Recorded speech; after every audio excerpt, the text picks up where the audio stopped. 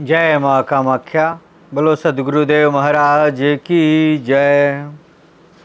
महाकाली मैया की जय। महालक्ष्मी मैया की जय। महासरस्वती मैया की जय। भैरव बाबा की जय। हनुमान जी की जय। जय हो। जय बजरंगबली। अतुलित बलधामं हेम शैलाम्बदेहं धनुजवन कृशानुज्ञानिनामं ग्रहणं सकलगुणनिधानं बाणां देशं रघुपतिप्रियभक्तं वातजातं नमामि। श्री जगदम्बिकाय नमः। ओम ऐं ह्रीं क्लीं चामुण्डाय विच्चे। ओम ऐं ह्रीं क्लीं चामुण्डाय विच्चे। ओम ऐं ह्रीं क्लीं चामुण्डाय विच्चे। श्रीमद् देवी भागवत महापुराण में श्रीमद् देवी भागवत महात्म्य प्रथमो अध्याय हम आप लोगों को सुनाने जा रहे हैं। सूत जी के द्वारा ऋषियों के प्रति श्रीमद् देवी भागवत के श्रवण की महिमा का कथन। जगत के सृष्टि कार्य में जो उत्पत्ति रूपा, रक्षा कार्य में पालन शक्ति रूपा, संहार कार्य में रौद्र रूपा हैं, संपूर्ण विश्व प्रपंच जिनके लिए क्रीड़ा स्वरूप है, जो परा, पश्यंती, मध्यमा तथा बैखरी वाणी में अभिव्यक्त होती हैं और जो ब्रह्मा विष्णु महेश द्वारा निरंतर आधारित हैं, वे प्रसन्न चित्त वाली देवी भगवती मेरी वाणी को अलंकृत परिशुद्ध करें। बदरी का श्रम निवासी प्रसिद्ध ऋषि श्री नारायण तथा नरों में श्रेष्ठ श्री नर भगवती सरस्वती और महर्षि वेद व्यास को प्रणाम करने के पश्चात ही जय इतिहास पुराणादि सदग्रंथों का पाठन प्रवचन करना चाहिए। ऋषिगण बोले, हे सूत जी, हे महामते, हे व्यास शिष्य, आप दीर्घजीवी हों। आप हम लोगों को नाना विधि पुण्य प्रदायिनी एवं मनोहरिणी कथाएं सुनाते रहते हैं। भगवान विष्णु के सर्व पाप विनाशक परम पवित्र एवं उन अवतारों की कथाओं से संबंधित अद्भुत चरित्रों को हमने भक्तिपूर्वक सुना और इसी प्रकार हमने भगवान शिव के अलौकिक चरित्र तथा भस्म और रुद्राक्ष के ऐतिहासिक महात्म्य का श्रवण करके आपके मुखार बिंदु से किया।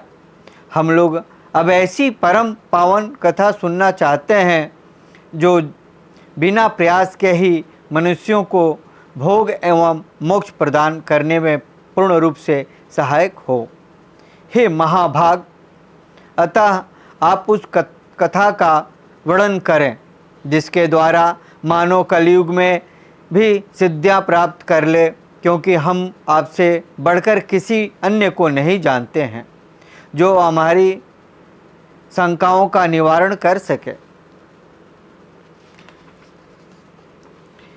हे महाभग ऋषियों, आप लोग ने लोक कल्याण की भावना से अत्यंत उत्तम प्रश्न किए हैं, अतः मैं आप सबके लिए समस्त शास्त्रों का जो सार है उसे पूर्ण रूप से बताऊंगा।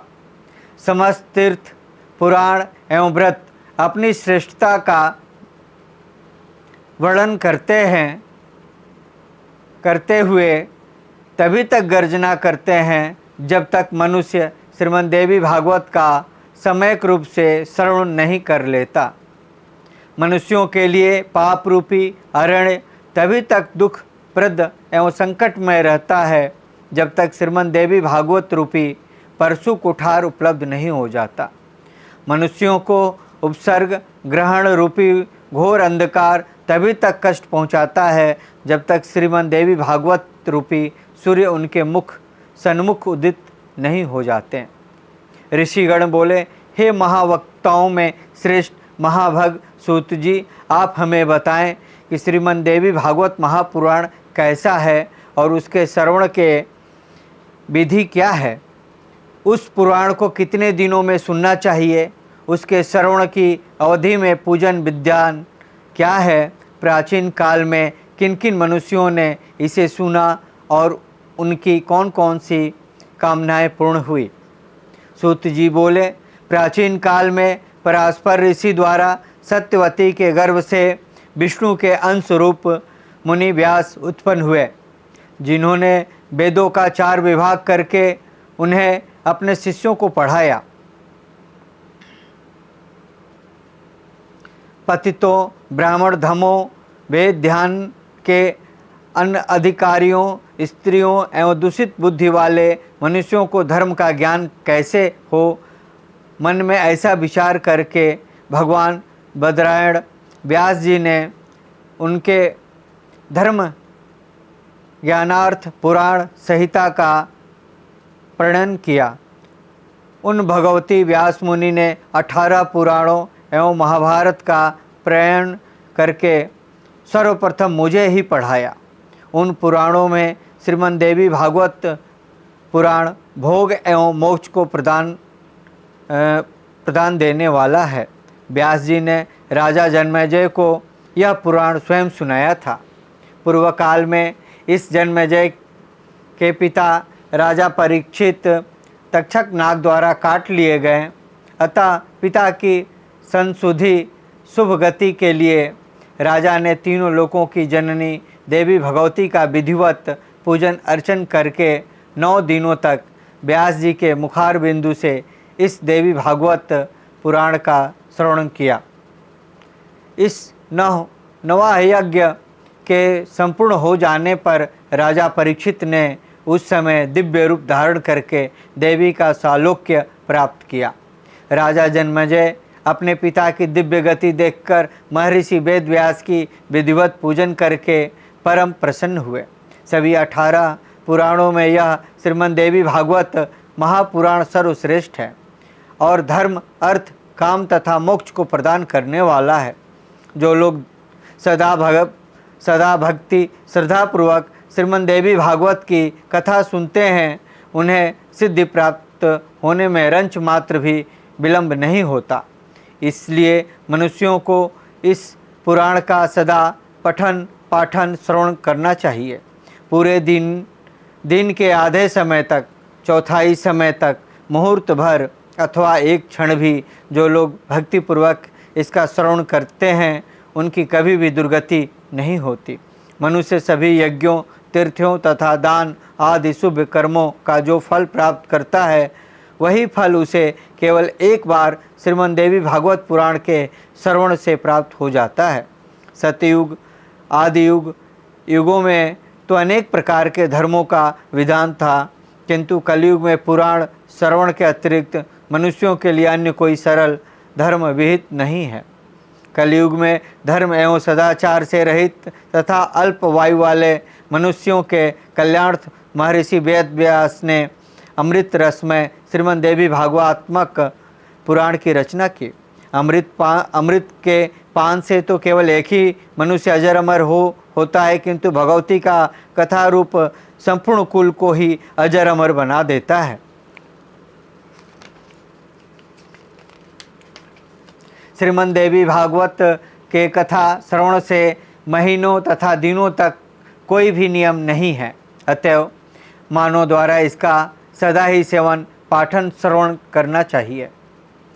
अश्विनी, चैत्र, माघ तथा आषाढ़ इन महीनों के चारों नवरात्र में इस पुराण का श्रवण विशेष फल प्राप्त करता है।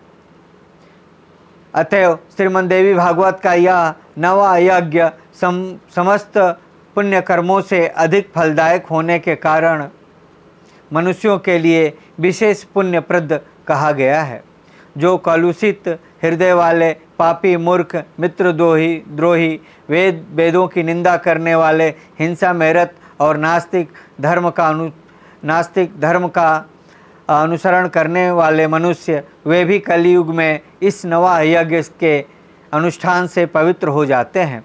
जो मनुष्य दूसरों के धन तथा पराई स्त्रियों के लिए ललायित रहते हैं, पाप के बोझ से दबे हुए और गो ब्राह्मण देवताओं की भक्ति से रहित हैं, वे भी इस नवा यज्ञ से दूषित हो जाते हैं।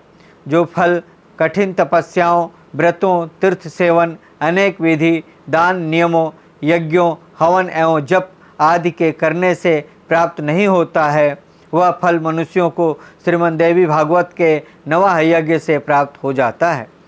हे विप्रो, गंगा, गया, काशी, नैमिषारण्य, मथुरा, पुष्कर तथा बदरी करायण भी मनुष्यों को उतना शीघ्र पवित्र नहीं कर पाते हैं जितना कि श्रीमद् देवी भागवत का यह नवा यज्ञ लोगों को पवित्र कर देता है। अतएव श्रीमद् देवी भागवत पुराण सभी पुराणों में श्रेष्ठतम है। इसे धर्म, अर्थ, काम तथा मोक्ष की प्राप्ति का उत्तम साधन माना गया है। जो अश्विनी महीने के शुक्ल पक्ष के सूर्य के कन्या राशि में पहुँचने पर महाअष्टमी तिथि को स्वर्ण सिंहासन पर स्थित देवी के प्रतिपद श्रीमद् देवी भागवत का ग्रंथ का पूजन करके उसे किसी योग्य ब्राह्मण को श्रद्धापूर्वक देता है, वह देवी के परम पद को प्राप्त करता है। जो मनुष्य प्रतिदिन श्रीमद् देवी भागवत महापुराण के एक अथवा आधे श्लोक का भी भक्तिपूर्वक पाठ करता है, वह जगदम्बा का कृपा पात्र हो जाता है। महामारी से उत्पन्न उपद्रव, भीषण भय तथा समस्त प्रकार के उत्पात, उल्कापात, भूकंप, अतिवृष्टि, अनावृष्टि आदि इस श्रीमद् देवी भागवत महापुराण के श्रवण मात्र से विनष्ट हो जाते हैं। बाल ग्रहों, स्कंद ग्रह, स्कंदा, परसमार, डाकुनी, रेवती, पूतना, अंधपूतना, सितपूतना, मुखमांडिका और नैगमेश तथा भूत प्रेत आदि से उत्पन्न इस भय इस श्रीमद् देवी भागवत पुराण के श्रवण से बहुत दूर से ही भाग जाते हैं। जो व्यक्ति भक्ति भाव से देवी के इस भागवत पुराण का पाठ अथवा श्रवण करता है, वह धर्म, अर्थ, काम और मोक्ष प्राप्त कर लेता है। इस श्रीमद् देवी भागवत पुराण के श्रवण से वासुदेव जी प्रसेन को खोजने के लिए गए और बहुत समय तक न लौटे हुए अपने प्रिय पुत्र श्री कृष्ण को प्राप्त करके प्रसन्न हुए। जो भक्तिपूर्वक इस श्रीमद् देवी भागवत पुराण की कथा को पढ़ता तथा इसका श्रवण करता है, वह भोग तथा मोक्ष दोनों प्राप्त कर लेता है। अमृत स्वरूप इस श्रीमद् देवी भागवत के श्रवण से पुत्रहीन मनुष्य पुत्रवान हो जाता है, दरिद्र व्यक्ति धन से संपन्न हो जाता है तथा रोगग्रस्त मनुष्य रोग से मुक्त हो जाता है। बांध्य स्त्री एवं सनातन एक संतान वाली स्त्री अथवा वह स्त्री जिसकी संतान पैदा होकर मर जाती हो, वे भी श्रीमद् देवी भागवत पुराण सुनकर दीर्घायु वाला पुत्र प्राप्त करती है। जिस घर में नित्य श्रीमद् देवी भागवत पुराण का पूजन किया जाता है, वह घर तीर्थ स्वरूप माना जाता है तथा उसमें निवास करने वाले लोग पापों का नाश हो जाता है। जो मनुष्य अष्टमी, नवमी, चतुर्दशी तिथियों को श्रद्धापूर्वक इसे पढ़ता या सुनता है, वह परम सिद्धियों को प्राप्त करता है। इस श्रीमद् देवी भागवत पुराण का पाठ करने वाला ब्राह्मण वेदवाताओं में अग्रण्य हो जाता है, क्षत्रिय राजा हो जाता है, वैश्य धन संपदा से संपन्न हो जाता है और शूद्र भी इसके श्रवण मात्र से अपने कुल, बंधु बांधव के बीच श्रेष्ठता प्राप्त कर लेता है। इति श्री स्कंद पुराणे मानसखंडे श्रीमद् देवी भागवत महात्म्ये देवी भागवत श्रवण में वर्णन नाम प्रथमो अध्याय। ओम